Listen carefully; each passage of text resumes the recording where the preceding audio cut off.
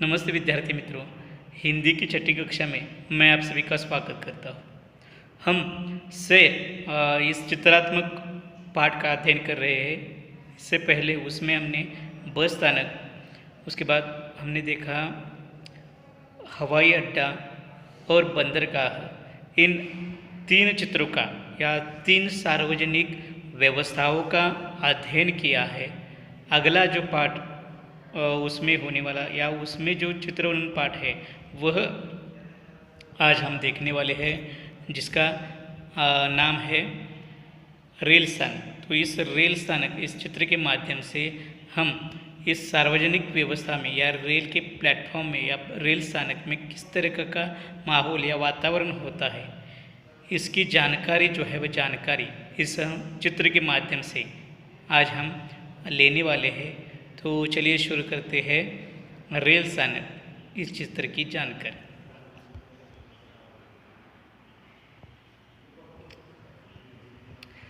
तो विद्यार्थी मित्रों, यह जो हमारे सामने चित्र दिखाई दे रहा है, यह एक रेल स्थानक का चित्र है, जिसमें हमें काफ़ी भीड़ और कई सारे नई नई चीज़ें इस रेल स्थानक पर हमें दिखाई दे रही है। सबसे पहले हमें यहाँ पर रेल स्थानक में टिकट घर दिखाई देता है।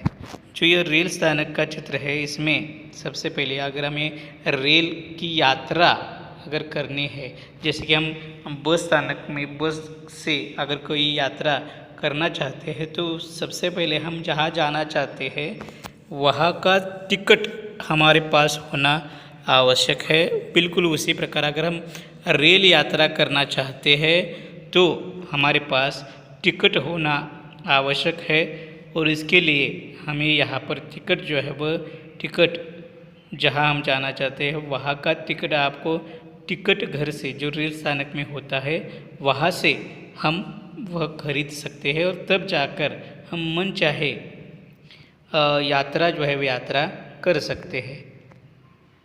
आगे हम देखते हैं कि आगे हमें रेल स्थानक में क्या दिखाई देता है। हम देखते हैं कि रेल स्थानक में जैसे टिकट घर होता है, वैसे ही वहाँ पर दूसरा एक कक्ष होता है जिसे आरक्षण कक्ष कहा जाता है।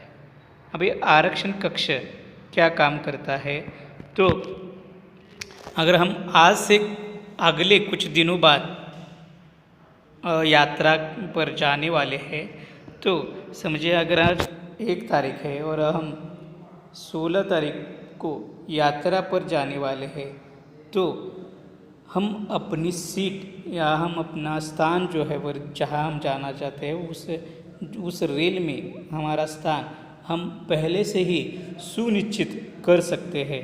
और यह सुनिश्चित स्थान करने के लिए आपको इस आरक्षण कक्ष की मदद जो है मदद होती है। तो इस प्रकार आप टिकट घर जैसे ही आरक्षित कक्ष जो है वो कक्ष होता है, इसमें आप आज से आगे आने वाले दिनों में अगर आप यात्रा करने वाले हैं तो इससे आप अपना टिकट जो है वह आरक्षित या रिजर्व से कहा जाता है, वह रिजर्व सीट आप अपनी कर सकते हैं। इससे सुनिश्चित होता है कि उस रेल में आपकी जगह क्या है, आरक्षित है। इसका फ़ायदा आपको क्या होता है कि आपको भीड़ में कहीं भी जाने की आवश्यकता नहीं होती। जैसे कि आज का अगर हम माहौल देखते हैं तो इस माहौल में भीड़ कम होना ही आवश्यक है। इससे आपको भीड़ में जाने की आवश्यकता नहीं होती और आप आसानी से टिकट जो है टिकट आरक्षित कर सकते हैं। अब हम भीड़ में या रेल स्थानक के आरक्षण कक्ष में भी जाने की आपको ज़रूरत नहीं है। आप घर बैठे बैठे ही अपना टिकट सुनिश्चित कर सकते हैं। अब वह कैसे? तो इसके लिए आप अपने मोबाइल द्वारा इंटरनेट के माध्यम से उस साइट पर जाकर उस रेल स्थानक के साइट पर जाकर आप जहाँ जाना चाहते हैं वहाँ का टिकट जो है टिकट उस दिन का आरक्षित कर सकते हैं आप अपने मोबाइल से, घर से ही। तो यह सारी सुविधाएं रेल द्वारा दी जाती है और इसका हमें फ़ायदा जो है फ़ायदा उठाना चाहिए। इससे हमें ही अच्छा लाभ जो है वो लाभ और परेशानी क्या हो सकती है, कम हो सकती है। इसलिए आरक्षित कक्ष होता है। आगे हम देखते हैं कि और इस रेल स्थानक के चित्र में हमें क्या नज़र आता है। आगे आप यहाँ पर देख रहे हैं कि यहाँ पर एक टिकट चेकर नज़र आ रहा है, जो रेल से उतरकर जो लोग बाहर आ रहे हैं उनके टिकट जो है वो टिकट यह उन टिकटों की जांच जो है वो जांच कर रहे हैं। यह क्यों होता है? क्योंकि कई सारे लोग जो है वो लोग क्या करते हैं कि बिना टिकट यात्रा जो है वो यात्रा या प्रवास करते हैं। इसलिए ऐसे लोगों को पकड़ने के लिए यह काम किया जाता है। आगे हम देखते हैं कि आगे उनके पीछे एक आदमी जो है वह आदमी सामान लेकर अपने सिर पर सामान लेकर चल रहा है। तो इसे क्या कहा जाता है? तो इसे कूली कहा जाता है। तो बस स्थानक हो, रेल स्थानक हो, यहाँ पर क्या होता है कि यात्रियों का सामान ढोने यानी कि ले जाने के लिए, ढोने का अर्थ क्या होता है कि ले जाना, यह जो व्यक्ति ले जाता है यानी कि उस सामान का वाहन जो व्यक्ति करता है उसे क्या कहा जाता है? तो उसे कूली कहा जाता है। यह सारे लोग जो है वो बस स्थानक हो, रेल स्थानक हो, यहाँ पर यह लोग ज़्यादातर नज़र आते हैं। तो रेल स्थानक पर हम देख सकते हैं कि दो कक्ष या प्रवेश द्वार जिसे कहा जाता है वह हमें नज़र आ रहे हैं। तो ये मेटल डिटेक्टर है कि जो क्या काम करते हैं, यह इनका काम यह होता है कि कोई भी धातु या धातु संबंधी पदार्थ एकाध व्यक्ति रेल के अंदर ले जा रहा है तो वह खोजने का काम यह मशीनें करती है।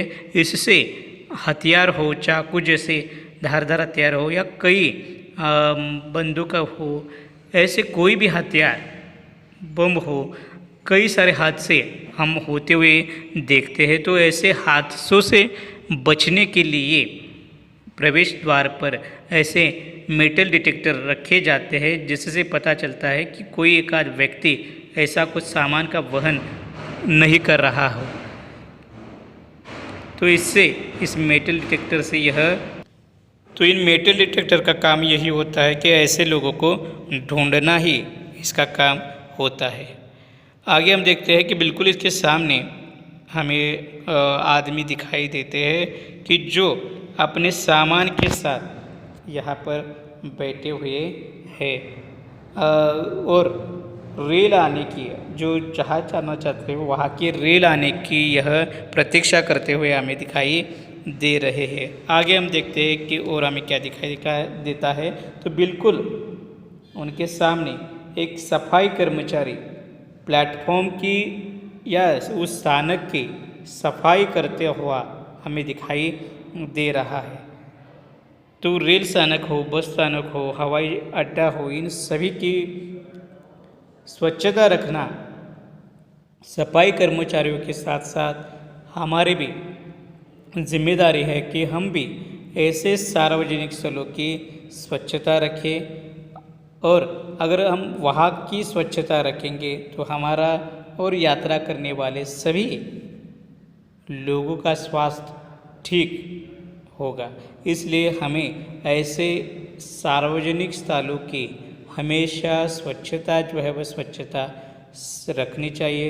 एकाध व्यक्ति अगर कोई बाहर देश से आता है तो वह भी क्या करना, उसे भी अच्छा लगना चाहिए। अगर हम यहाँ वहाँ गंदगी ऐसे सार्वजनिक स्थलों पर करते हैं तो आने वाला व्यक्ति भी हमें ही बुरा भला कह कर जाएगा। इसलिए हमें हर सार्वजनिक स्थानों की हमेशा स्वच्छता रखनी चाहिए। न केवल सफाई कर्मचारियों पर ही हमें जिम्मेदारी वह सौंपनी चाहिए, तो हमारी भी जिम्मेदारी है कि हम जो हमारे पास कूड़ा कचरा होता है वह अच्छे तरीके से कूड़ादान में फेंके, यहाँ वहाँ न फेंके। आगे हम देखते हैं कि आगे इस स्थानक पर हमें क्या दिखाई देता है। तो जहाँ पर रेल खड़ी है तो यह जो रेल खड़ी है उस रेल के सामने ही हमें क्या दिखाई देता है कि एक बड़ी सी घड़ी जो है, वह घड़ी पर हमें घड़ी दिखाई दे रही है। तो यह रेल आने जाने का समय जो है, समय यहाँ पर निर्धारित करती है लोगों को या यात्रा करने वाले सभी लोगों को समय दिखाने का काम करती है। आगे देखिए कि उस रेल के ऊपर ही दो छोटे छोटे फलक हमें दिखाई देते हैं कि जो डिब्बे हैं रेल के, वो डिब्बों के संख्या यहाँ पर दिखाती है कि किस को वक्त या उस फलक के नीचे कौन सा डिब्बा खड़ा है। इसके माध्यम से हम अपनी सीट जो है वो क्या कर सकते हैं या अपना स्थान निश्चित कर सकते हैं। आगे हम देखते हैं कि तो उस रेल के ही सामने एक खाद्य पदार्थ का ठेला हमें यहाँ पर दिखाई दे रहा है कि कुछ लोग अपने ठेले पर खाद्य पदार्थ या खाने की चीज़ें बेचते हुए यहाँ पर नज़र आता है। साथ ही साथ रेल स्थानक पर एक स्पीकर भी है कि जिससे यात्रियों को अलग तरह की सूचनाएं देने के काम यह आता है कि कौन सी रेल गाड़ी कब आने वाली है। यह सूचना इस स्पीकर द्वारा दी जाती है। साथ ही साथ कुछ अन्य भी सूचनाएं यात्रियों को इस स्पीकर द्वारा दी जाती है। आगे हम देखते हैं कि रेल स्थानक पर कुछ लिखित रूप में सूचना भी दी गई है, जैसे कि यहाँ पर एक सूचना है कि अपने सामान का ध्यान रखें। हमें यह ध्यान में रखना है कि रेल स्थानक पर कई बार चोरियाँ भी होती है, तो ऐसे चोरियों से बचने के लिए हमें सदैव अपना सामान जो है सामान अच्छा रखना है। उसका ध्यान उस सामान का हमें रखना आवश्यक है। हमारा ध्यान अपने सामान पर होना ही चाहिए, नहीं तो आपका सामान जो है सामान क्या हो सकता है कि चोरी भी होने की संभावना होती है। इसलिए यहाँ पर सूचना भी रेल स्थानक पर दी गई है। तो इस प्रकार विद्यार्थी मित्रों, यह एक रेल स्थानक का चित्र है और इस रेल स्थानक के चित्र के माध्यम से हमने रेल स्थानक या प्लेटफॉर्म पर किस प्रकार का वातावरण होता है इसकी जानकारी इस रेल स्थानक इस चित्र के माध्यम से ली है। तो सैर इस पाठ के अंदर या इस पाठ में हमने पहले बस स्थानक की जानकारी ली, उसके बाद जो बंदरगाह का चित्र था उस बंदरगाह के चित्र के माध्यम से बंदरगाह में होने वाला वातावरण किस प्रकार होता है उसकी जानकारी ली। उसके बाद हमने हवाई अड्डे का चित्र देखा, उसकी जानकारी ली है। और आज हमने रेल स्थानक, इस रेल स्थानक के माध्यम से रेल स्थानक पर कैसा माहौल होता है इसकी जानकारी इस चित्र के माध्यम से ली है। इन सभी चारों चित्रों के माध्यम से हमने सार्वजनिक यातायात की सुविधा किस प्रकार की होती है, कैसे वहाँ पर माहौल होता है, किन नियमों का हमें पालन सार्वजनिक यातायात के इन साधनों के या इन स्थलों में करना आवश्यक है, इसकी जानकारी सैर इस चित्रवत्मक पाठ के माध्यम से हमने या पिछले कई दिनों से हम ले रहे हैं। इन चारों चित्र के माध्यम से हमने सार्वजनिक यातायात की सुविधाओं की जानकारी ली है। आप अच्छी तरीके से इन सभी वीडियो का अध्ययन करें और इन सभी चित्रों का वर्णन अपनी कॉपी में ध्यान देकर या इन चित्रों का निरीक्षण कर अच्छी तरह से लिखिए। धन्यवाद।